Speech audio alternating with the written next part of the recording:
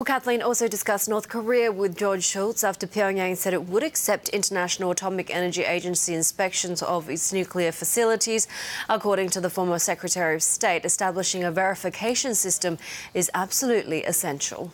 This is much better than where we were a couple of months ago, where we were talking about throwing our nuclear weapons around. That would be devastating. But there seems to be a different attitude. We'll have to see. And you go and you test, and I think the administration has been right to say we'll keep our sanctions in place until something happens. Not that they agree to something, that they do something. For instance, on the 3 American hostages, I think that's getting around to saying, let them be free before the meeting takes place. You know, you were in favor of closer ties with the Soviets when you were giving advice to President Reagan, and the Soviets were more isolated. Do you see any parallels between then and the new talks that are getting underway with North Korea?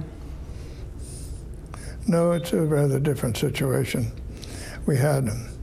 North Korea is a small, poor country, and it has some awesome power. So we're trying to deal with that. And we also have a situation on the Korean Peninsula where the Korean people have been divided for all these years, and they don't like it.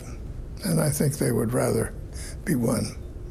And we ought to be trying to help that happen. Do you believe Kim Jong-un's statement that he is willing to denuclearize completely? And can you trust that the North Korea-China border might not be a source of treaty violation after this moves ahead? As you move into any negotiation about nuclear matters, you have to have in mind that you have to have an agreement that people will carry out, and you have to have total verification procedures so you know what is happening.